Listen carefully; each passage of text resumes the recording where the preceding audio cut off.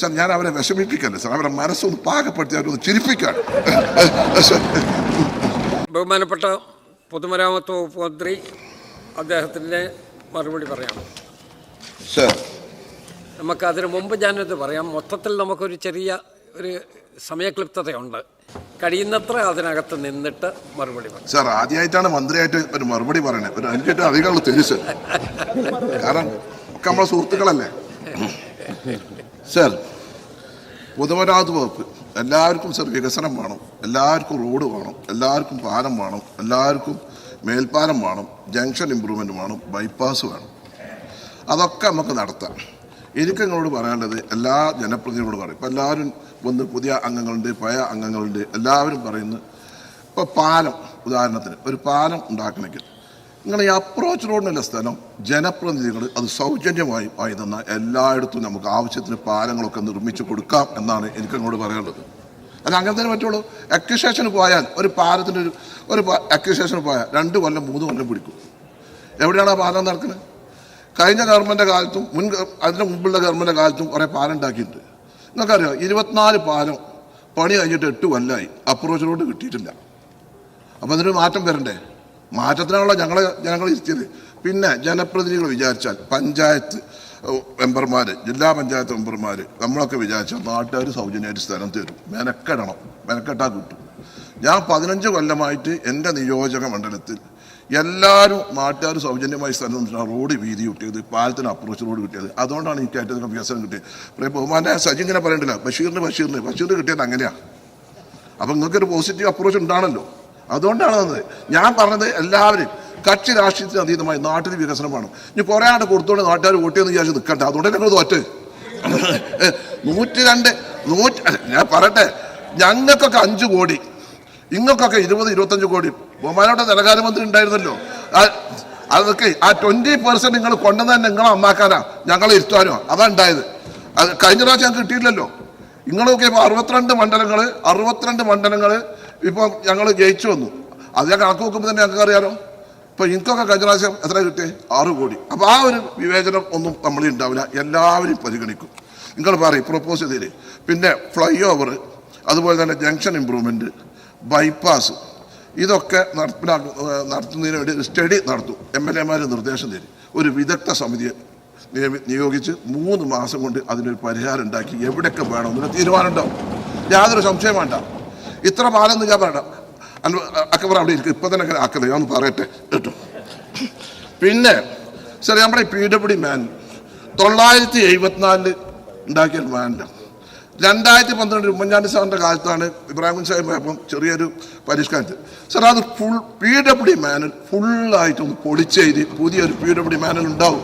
ഇവിടെ പലരും ശ്രദ്ധിച്ചു ഇല്ലെങ്കിൽ ഒരു വർക്കും നടക്കില്ല. നമ്മളിപ്പോഴും പഴയ കാലഘട്ടത്തിലാണ്. കാലം എത്ര മാറി. എല്ലാവരും പറഞ്ഞിട്ട് AI ഗോവിന്ദമാഷൻ്റെ പറഞ്ഞിട്ടില്ലേ, AI കാലഘട്ടത്തിലേക്ക് നമ്മൾ പോയിക്കൊണ്ടിരിക്കുകയാണ്, കമ്മ്യൂണിസ്റ്റ് അതിലേക്ക് വരണമെന്ന് പറയില്ലേ. അപ്പോൾ അതേമാതിരി നമ്മൾ അതിൻ്റെ അനുസരിച്ചുള്ള ഒരു മാറ്റം, ആ ബാനർ മാറ്റുമ്പോൾ തന്നെ നമുക്ക് കഴിയും. പിന്നെ പ്രൊജക്റ്റ് സമയബന്ധിതമായി നമുക്ക് നടക്കണം. അപ്പോൾ നമ്മൾ ആ പ്രൊജക്റ്റ് നടത്താൻ ബഹുമാനപ്പെട്ട മുഖ്യമന്ത്രി ബഡ്ജറ്റ് തന്നെ പറഞ്ഞിട്ടുണ്ട്. പ്രൊജക്റ്റ് ഇംപ്ലിമെൻറ്റേഷൻ പ്രോട്ടോക്കോൾ നടപ്പാക്കുന്നത് അത് ആദ്യമായി PWD നടപ്പാക്കുക. ഏതൊരു പദ്ധതിക്കും അതിന് പെട്ടെന്ന് നടപ്പിലാക്കി അതിൻ്റെ റിസൾട്ട് വരാനുള്ള ഒരു സംവിധാനം പൊതുമരാമത്ത് വകുപ്പിൻ്റെ ഭാഗത്ത് ഉണ്ടാവും. പിന്നെ സാർ ഈ വികസനത്തിന് ഞാൻ നേരത്തെ പറഞ്ഞാണ്, ഭൂമി ഏറ്റെടുക്കുന്നതാണ് നമുക്ക് ഏറ്റവും വലിയ പ്രശ്നം. ഭൂമി ഏറ്റെടുക്കുന്ന പ്രശ്നം, അതിൻ്റെ നൂലാമാലകൾ ഒന്ന് കുറച്ച് കൊണ്ടുവന്ന് എങ്ങനെയാണ് അത് നമുക്ക് വേഗത്തിലാക്കാൻ കഴിയുക എന്നുള്ളത് നോക്കണം. എല്ലാ പദ്ധതികളും നമ്മൾ പറഞ്ഞിട്ട് നമ്മൾ 50 കോടിൻ്റെ പ്രൊജക്റ്റ് ഒരു 5 കൊല്ലം കഴിയുമ്പോൾ 150-200 കോടി റുപ്യയാണ്. അപ്പോൾ അതിനൊരു മാറ്റം ഉണ്ടാകണം. അപ്പോൾ എല്ലാവരും സഹകരിക്കണം.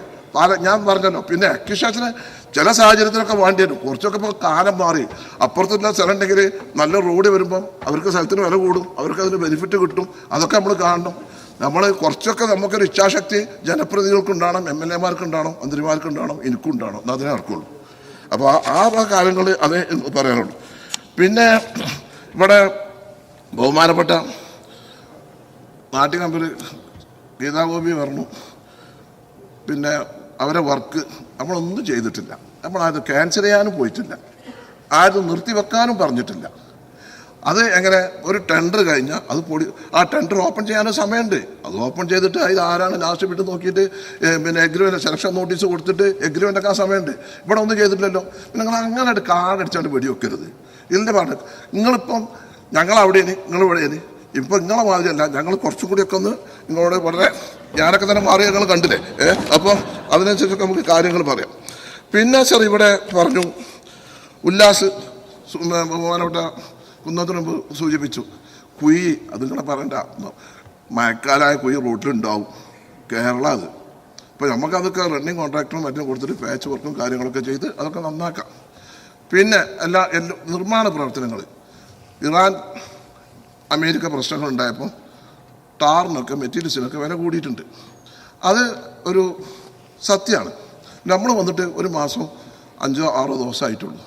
ഏതായാലും എല്ലാവരോടും പറയാം, ബിറ്റുമെൻ്റെ ഡിഫറൻസ് വിലയിലുള്ള മാറ്റം, അതിന് അന്തരം കരാറുകാർക്ക് കൊടുക്കാൻ വേണ്ടി ഇന്നത്തെ ക്യാബിനറ്റ് തീരുമാനം എടുത്തിട്ടുണ്ട്. അതുകൊണ്ട് ആ പ്രശ്നം ഒക്കെ പരിഹരിക്കും. അതിന് ടൈം കൂടി വെച്ചിട്ടുണ്ട്. അപ്പോൾ ആ പ്രശ്നം തീരുമല്ലോ. പിന്നെ ഈ മഴക്കാലത്ത് 6 മണി നടക്കില്ലല്ലോ, ചെറിയ പാച്ചും കാര്യങ്ങളും ഒക്കെ നടക്കുകയുള്ളൂ. അപ്പോൾ ആ ഒരു കാര്യത്തിന് മാത്രമാണ് ഒരു ബുദ്ധിമുട്ട് ഇവിടെ ഉണ്ടായത്. പിന്നെ ജി സുധാകരൻ സാറ് പറഞ്ഞു, എന്നെ പറ്റി നന്നായി പറഞ്ഞു, പാപ്പാനെ പറ്റി നന്നായി പറഞ്ഞു. അദ്ദേഹം യഥാർത്ഥ കമ്മ്യൂണിസ്റ്റാണ്. അദ്ദേഹത്തിന് അറിയാം ആരൊക്കെയാണ് നല്ല ആൾക്കാരെന്ന് അറിയാം. യഥാർത്ഥ കമ്മ്യൂണിസ്റ്റുകാർക്ക് അതേ പറയാൻ കഴിയുള്ളൂ. ലീഗിനെ കുറിച്ച് പറഞ്ഞു, ലീഗരും അദ്ദേഹത്തെ പറഞ്ഞു. യഥാർത്ഥ കമ്മ്യൂണിസ്റ്റുകാർ എല്ലാ സത്യവും പറയും. കപട കമ്മ്യൂണിസ്റ്റുകാരെ എല്ലാം പറയില്ല. അതാണ് അതിൻ്റെ പ്രശ്നം. അദ്ദേഹത്തിന് നല്ല വിവരം, നല്ല ഓർമ്മശക്തി, നല്ലതുണ്ട്. നല്ല മന്ത്രി തന്നെയല്ലോ. അദ്ദേഹത്തോട് നിലനിൽക്കണം. സജി ചെറിയ അദ്ദേഹത്തിന് ഏറ്റവും സ്വന്തം ആളായിരുന്നല്ലോ. പിന്നെ തെറ്റിയതല്ലേ, അല്ല നമ്മളല്ലോ. ഞാൻ മാത്രമേ തെറ്റാതെ ഇങ്ങനെ നടന്നിട്ടുള്ളൂ. അപ്പം അദ്ദേഹം പറഞ്ഞ കാര്യങ്ങളൊക്കെ അവിടെ ശരിയാണ്. പിന്നെ അദ്ദേഹം പറഞ്ഞു അദ്ദേഹത്തിൻ്റെ കാലത്ത് PWD വകുപ്പിൽ ഒരുപാട് വർക്ക്, നല്ല വർക്കുള്ള കാര്യങ്ങളൊക്കെ നടത്തിയിരുന്നു. പിന്നെ ആവശ്യമായ ഫണ്ട് PWD ഉണ്ട്.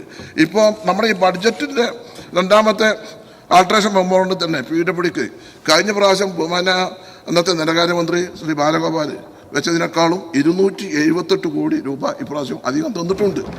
ആവശ്യമായ ഫണ്ടുകൾ ഒക്കെ തരാമെന്ന് ബഹുമാനപ്പെട്ട മുഖ്യമന്ത്രി നമ്മോട് പറഞ്ഞിട്ടുണ്ട്. അപ്പോൾ ഫണ്ടില്ലാത്തതിൻ്റെ പേരിൽ വികസന പ്രവർത്തനങ്ങളൊന്നും നിൽക്കില്ല. അതൊക്കെ നമുക്ക് ഭംഗിയായിട്ട് കൈകാര്യം ചെയ്ത് പോവാം. പിന്നെ ചില പ്രദേശങ്ങളൊക്കെ കഴിഞ്ഞ കാലങ്ങളിലൊക്കെ നമ്മുടെ പല സ്ഥലങ്ങളിലും വികസനം 2 രീതിയിൽ വന്നിട്ടുണ്ട്. ഒരു സ്ഥലത്ത്, ചില സ്ഥലത്ത് നന്നായി വികസനമുണ്ട്, ചില സ്ഥലത്ത് തീരെ നടന്നിട്ടില്ല. ഇപ്പം ഞങ്ങൾ ഈ മലപ്പുറം ഭാഗത്തുള്ളൂ.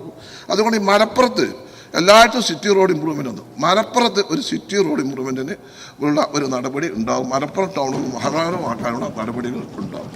അതുപോലെ തന്നെ മലപ്പുറം സിവിൽ സ്റ്റേഷനിൽ ഒരു റവന്യൂ ടവറില്ല. ബഹുമാനപ്പെട്ട റവന്യൂ മന്ത്രിയുമായി സംസാരിച്ചു 65 കോടിൻ്റെ ഒരു പദ്ധതി ഉണ്ട്. ആ റവന്യൂ ടവർ നബാർഡിൻ്റെ ഒക്കെ സഹായത്തോടു കൂടി ആ പദ്ധതി നടപ്പിലാക്കാനുള്ള നടപടികൾ ഉണ്ടാകും എന്നാണ് എനിക്ക് പറയാനുള്ളത്. പിന്നെ കൂടുതലൊന്നും പറയുന്നില്ല. പിന്നെ ഇവിടെ ഇങ്ങനെ രാഷ്ട്രീയം പറഞ്ഞു. പിന്നെ അതിനിടയിൽ നമ്മുടെ വിനോദ് മെമ്പർ സൂചിപ്പിച്ചു ഊരാളുകളുടെ പ്രവൃത്തി ഞാൻ തന്നെ വളരെ ക്ലിയറായിട്ട് ഇന്നലെ ഞാൻ മറുപടിയിൽ ഒക്കെ പറഞ്ഞിട്ടുണ്ട്. ഇതിനെന്താ പറ്റിയ വെച്ചാൽ ഊരാളുകളുടെ വർക്കിലോട് കൂടാൻ കാരണം ഈ 10% ടെൻഡറിൻ്റെ ഡിഫറൻസ് ആയിരുന്നു. പക്ഷേ പിന്നെ പറ്റിയത് ബിഡ് കപ്പാസിറ്റി നോക്കാതെ എല്ലാ ടെൻഡറിലും അവർക്ക് പങ്കെടുക്കാനുള്ള ഒരു അവസരം കൊടുത്തു. ആ അവസരം കൊടുത്തപ്പോൾ ഇവർക്ക് എത്ര വർക്ക് ഉണ്ടെന്ന് അറിയാതെ, അത് പരിശോധിക്കാൻ കഴിയാതെ എല്ലാ വർക്കിലും അവർ പങ്കെടുത്തു. ആ പങ്കെടുത്തുകൊണ്ട് ഒരുപാട് വർക്ക് വന്നു. ഇപ്പം പല സ്ഥലത്തും വർക്ക് തുടങ്ങിയിട്ടില്ല. ചില സ്ഥലത്ത് 30% ആ തെറ്റായ രീതി ഉണ്ട്. ആ തെറ്റായ രീതി ചെയ്തിട്ടുണ്ടെങ്കിൽ അത് പരിശോധിച്ച് മുഖം നോക്കാതെ നടപടി ഉണ്ടാകും എന്നാണ് എനിക്ക് ആ കാര്യത്തിൽ പറയാനുള്ളത്. പിന്നെ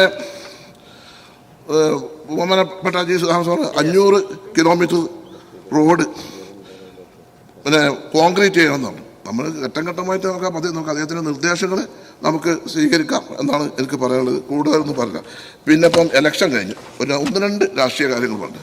ഇവിടെ പറഞ്ഞു ബിന്ദു കൃഷ്ണൻ്റെ തലയിൽ പായസം വീണുകൊണ്ട് അന്വേഷിച്ചു. അതുമാത്രമല്ല, ബഹുമാനായ മുൻ മുഖ്യമന്ത്രി പ്രതിപക്ഷ നേതാവിനെ പ്രോട്ടോക്കോൾ വിമാനത്തിൽ കയറാൻ പറ്റാതെ വന്നപ്പോൾ അത് അന്വേഷിച്ചിട്ട് അയാളെ പേരിൽ നടപടിയെടുത്ത ഗവൺമെൻറ്റാണിത്. പിന്നെ നിങ്ങൾക്ക് മാറിയോ? നിങ്ങൾ തിരുത്തുന്നു. നിങ്ങൾ തിരുത്തി. എന്താ തിരുത്തിയ CPM? നിങ്ങൾ എന്താ തിരുത്തിയത്? ഞാൻ എപ്പോഴും ഇങ്ങോട്ട് പറയുന്നുണ്ട് നിങ്ങൾ നന്നാകണം, നിങ്ങൾ ഉണ്ടാകണം ഒക്കെ നമ്മൾ പറയുന്നുണ്ട്. നിങ്ങൾ കേട്ടില്ല. നിങ്ങളിപ്പോൾ ഇതൊക്കെ കഴിഞ്ഞിട്ട് തിരുത്തിയത് വെള്ളിയാഴ്ചൻ്റെ സെക്രട്ടേറിയറ്റ് ചൊവ്വാഴ്ചക്ക് മാറ്റി. അല്ല ഇതാണ് അല്ല മാറ്റം. നിങ്ങൾ മാറ്റം ഞാൻ പറഞ്ഞത് മാറ്റമാണ് പറഞ്ഞത്. അതൊക്കെ പറയും. കുറച്ചൊക്കെ ജോയി രാഷ്ട്രീയം പറയണ്ടേ? നിങ്ങളിങ്ങനെ ഞങ്ങളെ പറയുമ്പോൾ ഞങ്ങൾ അങ്ങോട്ട് തരണ്ടേ? പിന്നെ ഇപ്പം നിങ്ങൾ പറയുന്നത് PM ശ്രീ, നിങ്ങൾ അതിനെ അവിടെ കുട്ടി ഉണ്ടായിക്കാണ്ട് പിന്നെ അത് അബോർഷൻ ചെയ്യാൻ വേണ്ടി അമ്മോട് പറയണ ഏർപ്പാടാക്കുന്നത്. ഞങ്ങൾ ആലോചിച്ച് നോക്കി, നിങ്ങളെല്ലാവരും നിങ്ങളെല്ലാം ഒപ്പിട്ട് കൊടുത്ത്, ഞങ്ങളെല്ലാം ഒപ്പിട്ട് കൊടുത്ത്. അപ്പോൾ ഈ ഒരു കാര്യം നിങ്ങൾ പറയണ്ടേ? നിങ്ങളൊന്ന് ആത്മാർത്ഥമായി നെഞ്ഞത്ത് കൈവച്ച് നിങ്ങൾ പറയും, നിങ്ങളെല്ലാം ഒരാൾ ഇത്. അപ്പോൾ അതുകൊണ്ട് സാർ ഞാൻ അവസാനിപ്പിച്ചു സാർ. ഞാൻ അവരെ വിഷമിപ്പിക്കല്ലേ സാർ, അവരെ മനസ്സൊന്ന് പാകപ്പെടുത്തി അവരൊന്ന് ചിരിപ്പിക്കാൻ സാർ, അവർ സംഘർഷം ഉണ്ടായിട്ട് ചെയ്താൽ സാർ. അപ്പോൾ ഈ കാര്യങ്ങളാണ് നമുക്ക് പറയാനുള്ളത്. അതുകൊണ്ട് നമുക്ക് പുതിയൊരു ഗവൺമെൻറ് വന്നു, വികസനം വേണം, എല്ലാവരുടെയും സഹകരണങ്ങൾ വേണം. നമ്മളെല്ലാവരുടെയും രാഷ്ട്രീയമോ അല്ലെങ്കിൽ പാർട്ടി വിവേചനമോ കാര്യങ്ങളൊന്നുമില്ല. എല്ലാ സ്ഥലങ്ങളിലും വികസനം നടക്കണം. അത് നിങ്ങളുടെ നിർദ്ദേശങ്ങളും കാര്യങ്ങളൊക്കെ തന്നാൽ അതൊക്കെ നമുക്ക് പരിഗണിക്കാം, യാതൊരു പ്രയാസമില്ല. ഞാൻ വയനാട്ടിലെ സമയമല്ല, പിന്നെ എല്ലാവർക്കും നമുക്ക് ഉണ്ടാക്കും, പിന്നെ അടുത്ത ഡിബേറ്റിലാക്കാം. അപ്പോൾ ഇത്രയും കാര്യങ്ങൾ നിങ്ങൾ നല്ല ആളാണ്, നല്ല സുഹൃത്താണ്, നല്ല സൗഹൃദയനാണ്, ശുദ്ധനാണ്. പിന്നെ സുധാകരൻ സാറിനോട് ഇങ്ങോട്ടുള്ള ദേഷ്യം എന്നോട് കാണിക്കരുത് എന്നാണ് എനിക്ക് ഇങ്ങോട്ട് മാത്രം പറഞ്ഞുകൊണ്ട് സാർ ഈ ഡിമാൻഡ് പാസ്സാക്കി തന്നെന്ന് അഭ്യർത്ഥിക്കും.